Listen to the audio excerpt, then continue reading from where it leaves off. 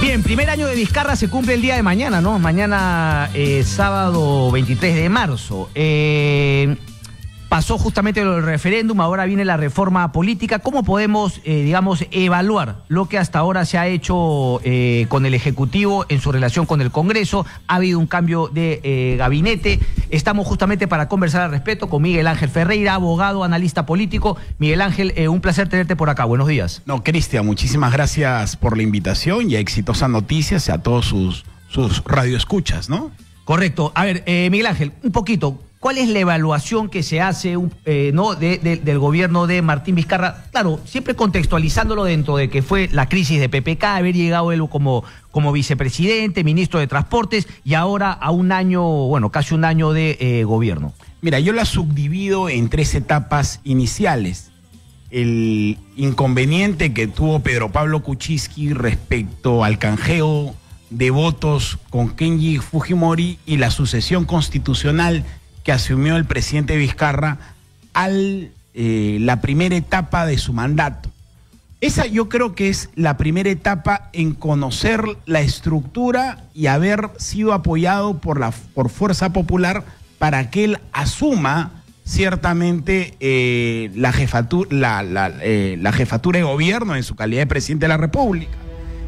Pero hay una segunda etapa que, a raíz de las controversias que tuvo con Fuerza Popular, él el 28 de julio se desliga de conversaciones previas que tuvo con Fuerza Popular y plantea un mecanismo que me parece sumamente importante y que ha permitido las reformas tanto en administración de justicia como la reforma política, que es esos 2 temas fundamentales dentro de su mensaje del 28 de julio. Ok, entonces déjame entender, digamos, la primera etapa cuando asume y obviamente en bailongos, ahí en coqueteos con Fuerza Popular, y arranca la segunda etapa ese 28 de julio con ese mensaje que un poquito descoloca al Congreso y a Fuerza Popular. Sin lugar a dudas. Okay. Ahí hay una primera y segunda etapa, es decir, una primera etapa que me permitió a mí llegar y programáticamente e ideológicamente, sin embargo, me permitieron llegar. Justamente llegó no solamente con él mismo, sino con un representante de Alianza para el Progreso en el Congreso de la República y un amigo personal de él y ex gobernador de la región San Martín, como el ingeniero Villanueva. Y quien promovió la vacancia y la renuncia, dicho sea de paso, y dijo tantas veces que no iba a aceptar ningún cargo en el gobierno, pero bueno. Eso ciertamente podría haber sido discutido en esta primera etapa, pero hicieron un trabajo sumamente eficiente y eficaz en esta segunda etapa al lanzar la propuesta del referéndum. ¿Por qué? Porque en ese previo no solamente salió lo de Pedro Pablo Kuczynski, sino los audios de la vergüenza en el sistema jurisdiccional. Un presidente de la Corte Superior del Callao, infectado con la clase política del Callao también, ciertamente se deslumbró la figura de que también estaban vinculados el presidente de la Sala Penal Transitoria de la Corte Suprema. Okay. Es decir, un magistrado al más alto nivel cuya inmunidad permitió que hoy se encuentre en España y no esté condenado o al menos teniendo prisión preventiva aquí en el Perú, que le permitió de repente fugarse, como es el señor Nostroza Pareachi, pero digamos, ese fue un contexto que ayuda justamente para lanzar esta reforma y lo ayuda, como tú dices, Miguel Ángel, en su segunda etapa de consolidar su poder.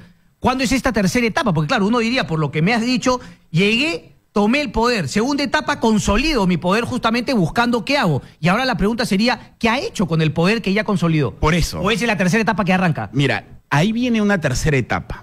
La segunda etapa, bien planificado, bien estructurado políticamente, teniendo una aceptación al referéndum entre 89 al 90% y teniendo y liderando esa sucesión constitucional, porque muchos de sus bancadas del pepecaucismo no lo veían representado a Martín Vizcarra como el líder natural de esa agrupación, más aún siendo gobierno. El referéndum lo consolida políticamente y permite hacer un gobierno ciertamente de transición pensando en el 2021 y el término de su periodo y no cuestionándose la presencia de él en algunas etapas cuando fue ministro de Transporte en el caso Chinchero.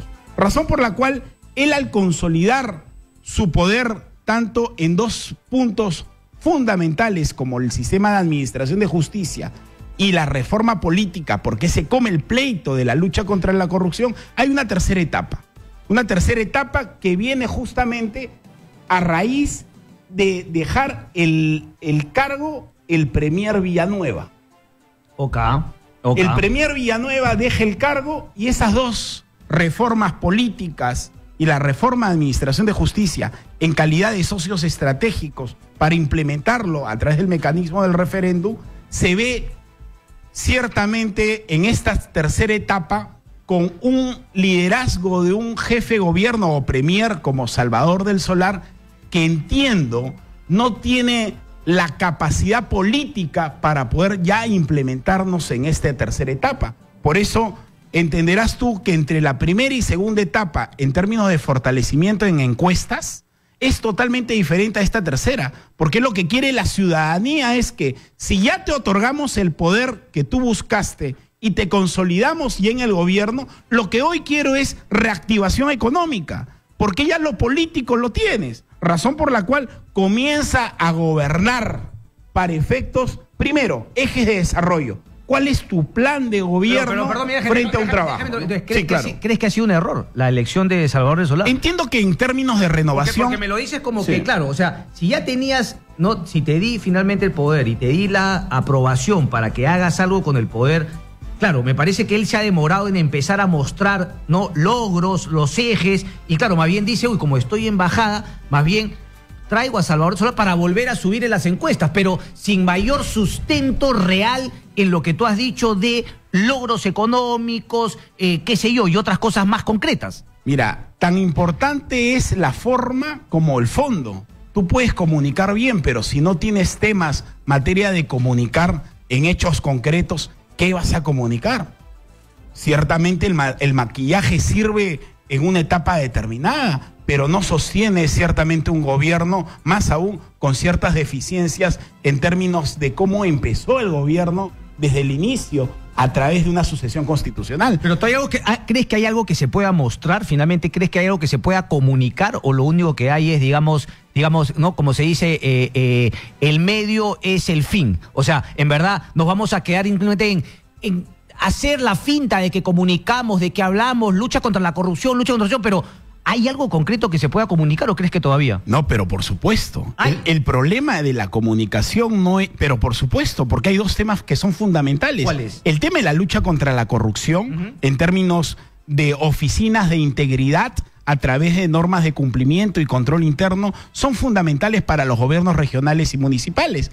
Pero yo no veo todavía de que el premier se reúna con los gobernadores regionales y alcaldes provinciales que han asumido gestiones totalmente destruidas y criminalizadas políticamente, razón por la cual hoy lo que quiere el país y la ciudadanía es la reactivación económica, y la única forma de reactivar económicamente es a través de la descentralización, cuyos gobiernos locales y regionales no saben cómo gastar los recursos que tienen. Es decir, el premier tiene que hacer ese gran trabajo articulador con los gobiernos locales y regionales, ¿no? Quiero un poquito ahora sumarle, ¿no?, al análisis que hace del gobierno, la relación con el Congreso. Sí. ¿Cómo crees que ha venido evolucionando desde que Martín Vizcarra toma, no? Porque claro, al comienzo hubo este bailongo que incluso, ¿no?, dicen que se reúne Salaverry con Vizcarra, sí, después obviamente un quiebre, una presión.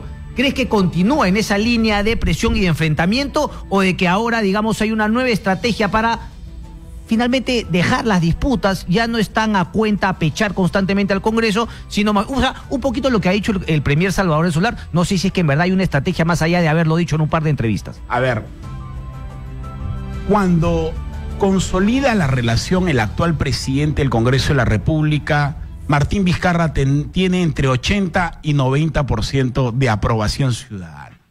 Razón por la cual Daniel Salaverry, que es un político trujillano que viene de las filas apristas, inmediatamente diagnostica adecuadamente por dónde va la ciudadanía. Y en ese sentido hace un quiebre y un deslinde de fuerza popular desgastada totalmente en materia política. Una cosa es tener 55 congresistas y haber tenido ciertamente 77. Es decir, hubo un éxodo por parte de Fuerza Popular, por parte de sus propios partidarios dentro del Congreso de la República. Una lideresa que hoy está en Santa Mónica, de alguna u otra forma deja mucho que desear en el ámbito político. No me quepa la menor duda que hubo un acuerdo para sacar algunas cosas adelante en términos de políticas de corto, mediano y largo plazo, como es el tema de la reforma de administración de justicia a través del Consejo Nacional de Justicia, la Junta Nacional de Justicia, que ese es un tema sumamente interesante porque hoy se tiene que poner a bordo, en agenda, el tema de la inmunidad parlamentaria. Ya dejamos de ser estados draconianos. La inmunidad era para cuando los estados draconianos trataban de vulnerar derechos fundamentales en términos de libertad de prensa con congresistas. Pero estos congresistas que realmente no representan a la nación, hoy uno de los cuestionamientos es el nivel de los sistemas electorales de representación, es decir, los distritos electorales, que hoy Salvador del Solar no los toca. Ok, a eso quiero llegar para terminar porque el tiempo me gana. ¿Crees que un segundo aire de este gobierno tendrá que venir también con el tema justamente de lo que acaba de mencionar, la reforma política? Porque ojo que la reforma política, digamos, no es algo tan tangible, ¿no? Me parece que, claro, es fundamental para el buen caminar de nuestra nación, pero me parece que está un poco abocado a un poquito de las élites que entienden más. Pero finalmente, en términos populares, de la aprobación que le pueda dar al interior del país, digamos, la gente piensa más en cosas más cercanas a su día a día. Mira, claro, repito, la reforma es fundamental, pero no todos lo entienden así. Mira, la reforma política es fundamental en términos de representación, pero dentro de la comisión de alto nivel que lidera Fernando Tuesta, ciertamente... Que lideraba, porque eso supone que ya acabó, claro, ya murió. Sí, pero que lideró, ¿no? Bueno, que la va a seguir defendiendo, hay que seguirlo... Pero toca un tema de la bicameralidad cuyo referéndum no fue aprobado. Es decir, toca cosas que debió señalar específicamente los temas que han sido aprobados en el referéndum. Hoy, más que nunca... ¿Por qué, Miguel Ángel? Me gusta más que le enmiende la plana a me parece una posición populista de Martín Vizcarra. Es claro, nadie quería bicameralidad.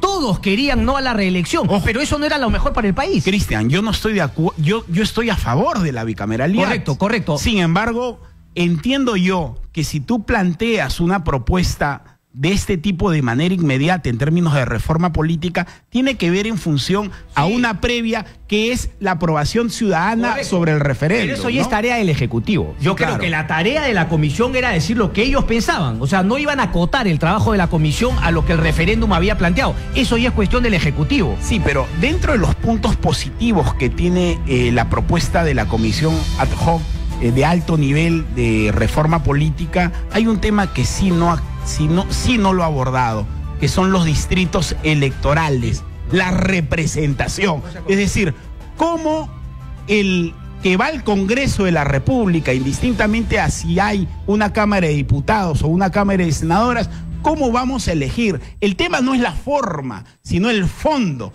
Y en ese sentido, indistintamente a la reforma política, hoy el presidente tiene que entender que su primer ministro debe ser un jefe de gobierno y tiene que haber una reactivación económica tanto en el norte como en el sur como en la costa. Eso es lo que quiere el ciudadano común y corriente, ¿no? Miguel Ángel Ferreira, un placer tenerte aquí. Seguiremos conversando. Muchas gracias. No, Cristian, muchísimas gracias a ti.